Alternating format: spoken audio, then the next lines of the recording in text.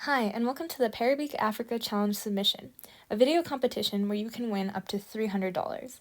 Submissions are due February 22nd.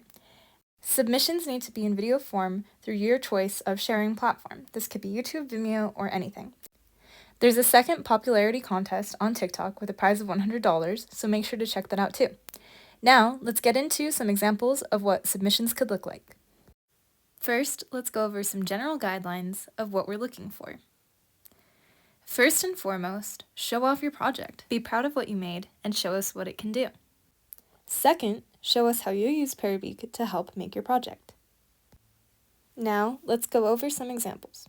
For the first example, we'll do a walkthrough on your computer screen. Here, I have a demo app.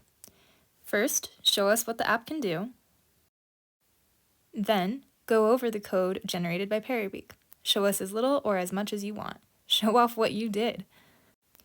To explain what you did in your project, feel free to use voiceover like I am in this video, subtitles, or picture-in-picture like we're about to show you in the next example.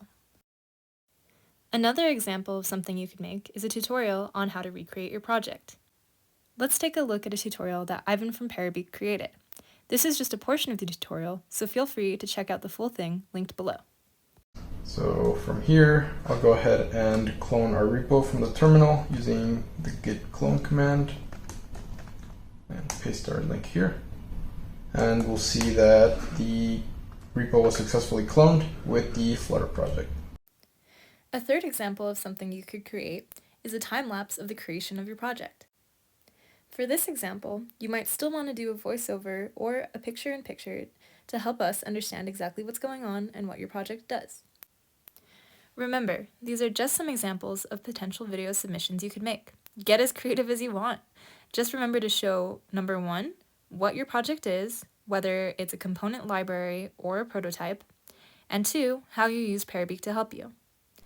Feel free to reach out to us through Discord or email if you have any questions.